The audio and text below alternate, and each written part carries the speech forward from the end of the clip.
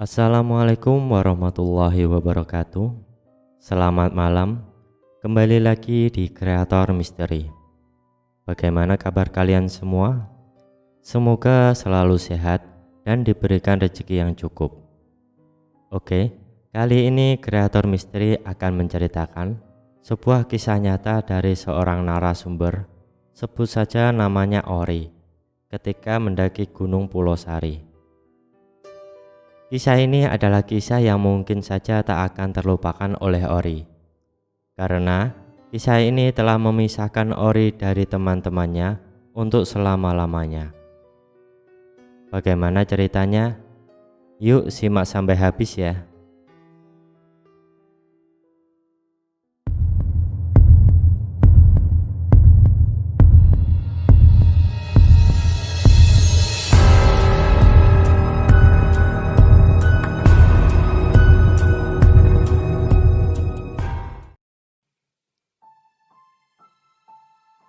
Jujur saja, aku bukan seorang pendaki yang handal. Bahkan, aku tidak punya pengalaman mendaki gunung. Di kampus pun, aku tidak tertarik pada organisasi mahasiswa.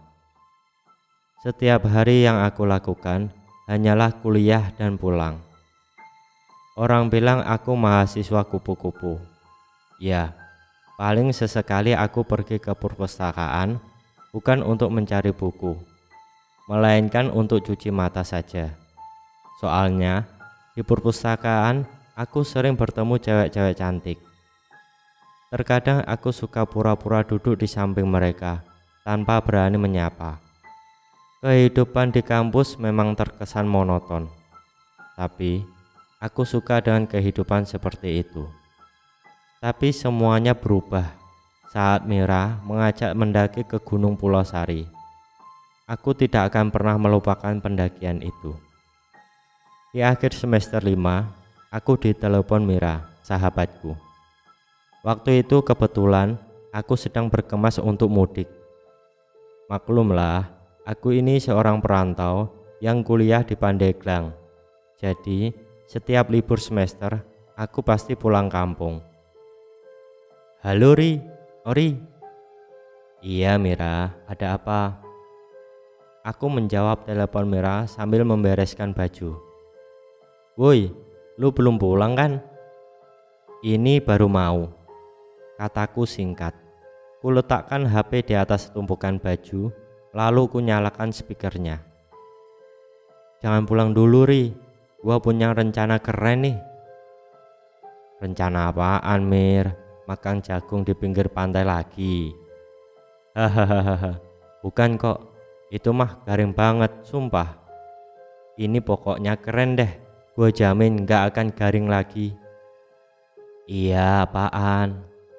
Naik gunung Ri, lu belum pernah kan naik gunung? Enggak pernah Mir, dan kayaknya gue gak ikut deh. Fisik gue gak akan kuat. Lu tahu sendiri fisik gue, angkat galon aja gak sanggup. Yah Ri, please ikut dong. Lu tahu kan, om gua cuma percaya sama lo. Gua nggak akan diizini naik gunung kalau nggak sama lo Ri. Mira merengek. Aku menghembuskan nafas berat. Tanganku berhenti membereskan pakaian. Ya udah, nanti gua antar izin aja ke om lo. Ri, lo mau kalau gua kenapa-napa terus lo yang dituntut sama om gua? Mending ikut aja, kan bisa jagain gua juga. Pacar lo juga ikut kan Mir? Tanyaku dengan nada malas. Iya dia ikut juga. Tapi nggak akan seru kalau lo nggak ikut. Aku terdiam sejenak. Siapa yang bakal jadi pemandunya? Kita kan amatir Mir. Harus ada minimal satu orang yang mahir naik gunung. Nggak boleh sembarangan, bahaya. Ri, kita kesana bareng sama Ricky, anak kelas B. Dia mahir banget soal pendakian. Ricky memang anak pencinta alam. Dia sudah mendaki berbagai gunung di Pulau Jawa. Aku sangat percaya kalau Ricky yang jadi pemandunya. Naik gunung apa Mir? Jangan jauh-jauh, Pulau Sari aja, kata Mira. Gunung Pulosari memang lokasinya dekat dengan kampusku. Bahkan dapat dilihat dari jendela kelas. Banyak orang juga dari luar kota yang mendaki gunung itu. Selain ketinggiannya hanya 1346 mdpl, Gunung Pulosari juga terkenal dengan air terjunnya yang indah. Air terjun itu bernama Curug Putri. Ya udah deh, gua ikut, kataku. Seharusnya saat itu aku tidak mengiyakan ajakan Mira, atau seharusnya aku melarang Mira untuk naik gunung. Tapi sore itu aku malah mendatangi tempat tinggal Mira di rumah omnya, sebab Mira juga seorang perantauan. Sore itu ada aku, Mira, Ricky, dan Aldi berkumpul di teras rumah. Kami merencanakan pendakian untuk besok. Sudah banyak hal-hal indah yang kami bayangkan saat sampai di puncak nanti. Sayangnya, rencana itu ternyata menjadi awal malapetaka bagi kami. Singkat cerita, kami tiba di pos parkiran Gunung Pulosari. Ada beberapa motor dan mobil yang juga ikut terparkir di sana. Penjaga pos meminta data diri kami. Ia mencatat dengan teliti. Mereka juga memeriksa tas kami. Mungkin mereka khawatir ada pendaki yang membawa narkoba atau barang-barang lain yang tidak diperkenankan. Kalian tahu kan larangannya? Tidak boleh bawa minuman keras dan narkoba, jawab Ricky. Bukan hanya itu, si penjaga pos pun berhenti menulis. Ia melihat ke arah kami dari balik loket kaca. Pastikan yang sedang menstruasi jangan mandi di Curug Putri. Jangan ada yang mesum dan jangan bicara sembarangan, ucap lelaki penjaga loket sangat tegas. Mir, lo nggak lagi datang bulan kan? Tanyaku berbisik. Enggak Ri, aman. Baik, kami pasti tidak akan melanggarnya, jawab Ricky. Kami membayar biaya parkir sebesar Rp5.000 per motor. Setelah semua siap, Ricky meminta kami untuk membuat lingkaran. Sebelum melakukan pendakian, ada baiknya kita sama-sama berdoa. Ricky membetulkan kacamatanya. Berdoa, mulai. Kami semua menunduk dan larut dalam doa. Selesai. Kami mulai mendaki melewati perkebunan warga. Ricky sebagai pimpinan berada di barisan paling belakang untuk memastikan anggotanya baik-baik saja. Masing-masing dari kami membawa tas gunung lengkap dengan semua peralatan yang dibutuhkan. Aku berada di barisan ketiga. Kulihat Mira tampak kelelahan karena medan yang kami tempuh terus menanjak semakin curam. Lu capek Mir? Istirahat dulu lah, kataku. Baru juga mulai, LD menyela. Enggak kok, kita lanjut aja. Gua nggak sabar mau lihat Curug Putri. Mira menoleh ke arahku. Kami memasuki perkebunan pisang. Kulihat ada beberapa batang pohon yang rusak bekas gigitan hewan. Aku yakin itu bekas gigitan hama babi hutan. Dari beberapa artikel yang pernah kubaca, penduduk Pulosari memang diresahkan oleh hama babi hutan. Dulu katanya ada kepala desa yang biasa dipanggil Pak Arsat membuat perjanjian dengan Raja Babi Gunung Pulosari, sehingga para babi tidak menyerang perkebunan warga. Semenjak kepala desa itu meninggal, koloni babi mulai menyerang perkebunan warga kembali. Di tengah perjalanan, aku melihat seorang nenek sedang berdiri di antara pepohonan pisang. Wajahnya kusut dan rambutnya sudah penuh uban. Dia memperhatikan kami yang sedang melintas di hadapannya. Rik, itu siapa? Tanyaku. Nyi Amah, dia orang gila. Dia memang suka berkeliaran di sekitar sini, jawab Ricky. Saat barisan kami melintasi Nyi Amah, aku menoleh ke arah belakang. Ternyata dia mengikuti kami. Aku pun berhenti melangkah. Lihat, dia ngikutin kita.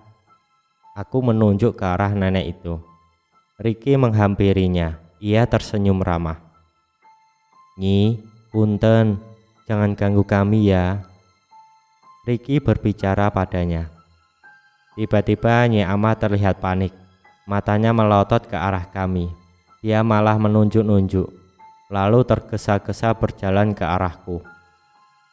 "Kasihan kamu, Nak." Nyi Ama menyentuh pipiku sambil merintih. Aku menepis lengannya yang kotor. "Udah Ri, ayo jalan lagi." LD menarik tanganku. Ricky kembali ke barisan. Kami meninggalkan Nyi Ama. Kulihat wajahnya tampak sedih. "Daria ke bahan paeh," teriak Nyi Ama dari belakang. "Dia bilang kita semua akan mati." "Duh, gue jadi kepikiran dan takut," kataku. "Udah, jangan percaya. Sudah gue bilang dia orang gila," kata Ricky sambil tersenyum. Kami pun melanjutkan perjalanan. Aku melirik jam tangan, baru jam 10 siang. Tapi semakin masuk ke dalam hutan, malah semakin temaram atau remang-remang. Aku mendongak ke langit. Cuaca memang sedang mendung. Rombonganku mulai masuk ke dalam hutan. Jalan semakin terjal berbatu, juga licin. Suara kawanan monyet terdengar sangat mengganggu. Mereka bergelantungan di dahan-dahan pohon sambil melihat ke arah kami. "Kenapa, Mir?" tanyaku. Mira berhenti. Ia membetulkan kacamatanya, lalu melihat ke arah semak-semak. "Ayah," kata Mira. Yang ku tahu ayahnya Mira sudah lama meninggal. Ricky panik. Dia lari dari arah belakang, menghampiri Mira. "Mira, jangan lihat ke sana," teriak Ricky sambil menghalangi pandangannya. Perasaanku mulai tidak enak. "Mira, jangan melamun. Ini di gunung, bahaya." Ricky menyadarkan Mira. "Tapi jelas-jelas tadi gua lihat ayah di sana." Ia menunjukkan ke arah semak-semak. "Udah Mir, kita jalan lagi aja. Itu pasti cuma halusinasi lo aja," kataku. Kami kembali melanjutkan perjalanan. Di tengah pendakian, Mira minta istirahat dulu sejenak. Napasnya terengah-engah, wajahnya sangat berkeringat. Aku duduk di atas batu besar sambil menikmati pemandangan yang menyejukkan. Ada batang-batang pohon besar dan suara burung bersahutan dengan monyet. Gunung Pulau-Sari memang menjadi habitat nyaman bagi koloni monyet. Di sepanjang perjalanan tadi, aku selalu melihat monyet bergelantungan di dahan pohon. Selesai istirahat, Ricky mengajak kami kembali melanjutkan perjalanan. Ia membagikan tongkat kayu yang baru saja dia buat sendiri. Tongkat itu berguna untuk membantu pendakian. "Kira-kira berapa jam lagi kita sampai ke Curug Putri?" tanyaku. "Udah deket kok, sebentar lagi juga sampai," jawab Ricky. "Ayo lanjut jalan, kita pasti bisa." LD memberi semangat. Tidak sampai setengah jam, akhirnya kami tiba di Curug Putri. Air terjun itu tidak terlalu tinggi. Airnya pun tidak deras. Ini terbilang air terjun kecil. Biasa digunakan para pendaki untuk sekedar cuci muka atau mengisi botol air minum mereka. Kedalaman airnya hanya sebetis, jadi tidak akan membahayakan para pendaki. Saat kami tiba di Curug Putri, suasana di sana sedang sepi. Mungkin para pendaki lainnya sudah melanjutkan perjalanan menuju kawah. Hanya ada seorang anak laki-laki kurus yang umurnya mungkin saja baru belasan tahun. Dia membawa botol-botol kosong dan mengisi dengan air Curug Putri. Itu pedagang air minum. Dia akan membawa botol yang sudah diisi air ke kawah untuk dijual ke para pendaki, kata Ricky sambil menunjuk ke arah anak itu. Kami semua mencicipi air Curug Putri, terasa sangat segar. Aku belum pernah meminum air sesegar ini. LD dan Mira main air. Mereka saling guyur satu sama lain. sedangkan Ricky sibuk mengambil gambar menggunakan kamera HP-nya. "Mira, hati-hati." Kulihat ia terpeleset dan jatuh ke air.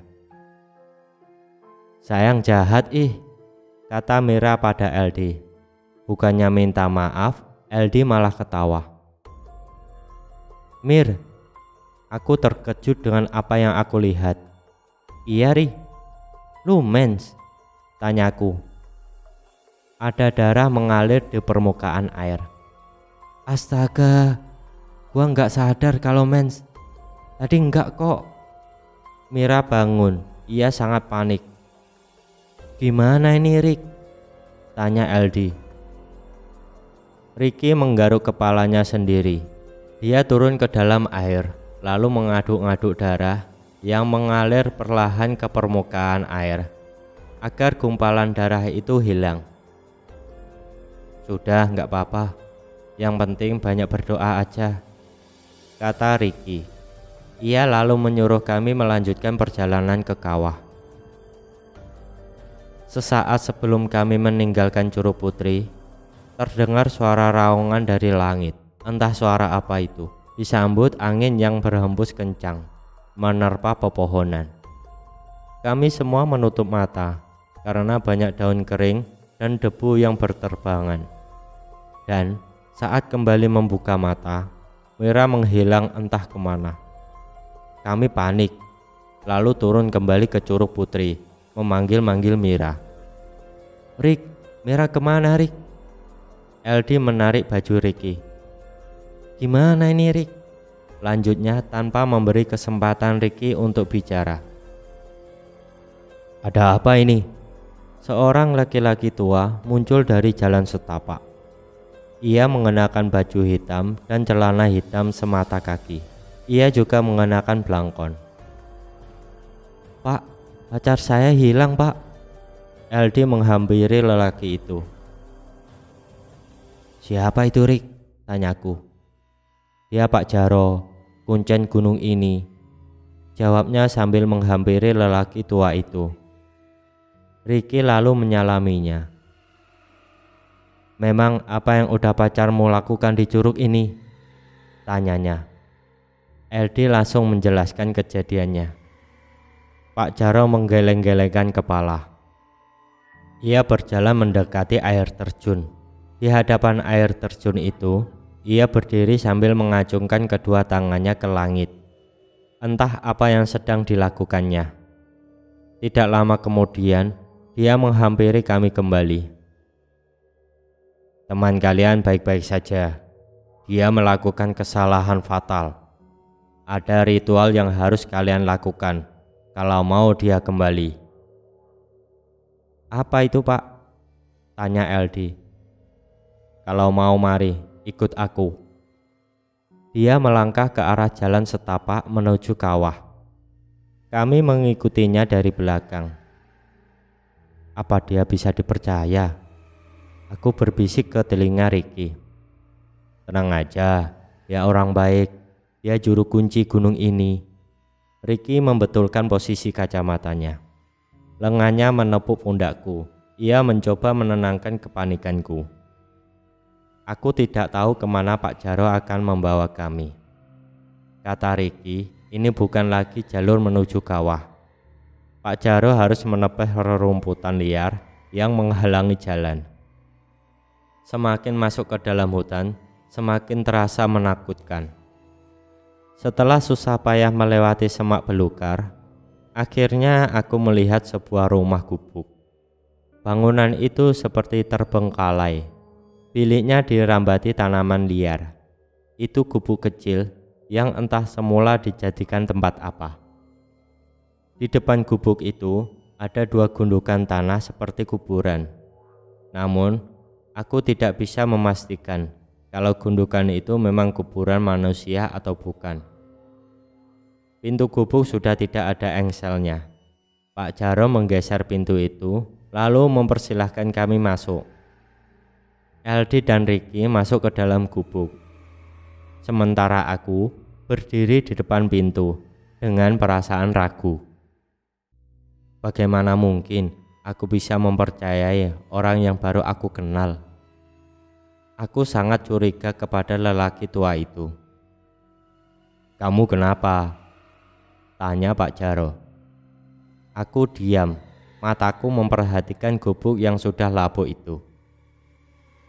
"Curiga sama saya?" Pak Jaro menatapku tajam. "Ri, ayo masuk." Aldi melonggokkan kepala, ia berdecak kesal. "Kita mau apa di dalam, Pak?"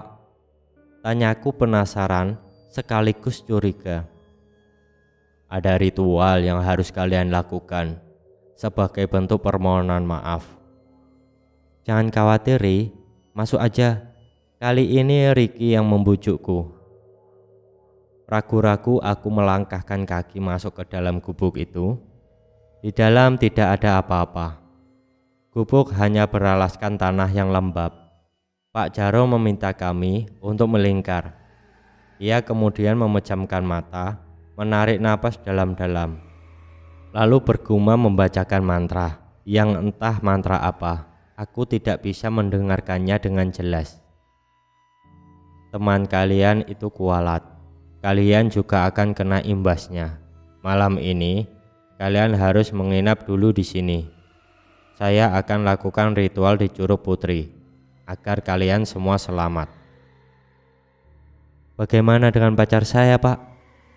tanya Aldi dengan wajah khawatir. "Nanti setelah ritual, dia pasti kembali." Malam semakin larut.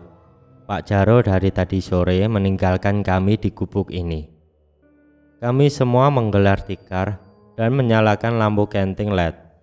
Aldi dan Ricky tidur dengan pulas. Sementara aku tidak sama sekali mengantuk. Pikiranku merayap kemana-mana. Aku tidak habis pikir kenapa mereka berdua bisa tidur dengan nyenyak. Padahal Mira masih belum jelas keberadaannya.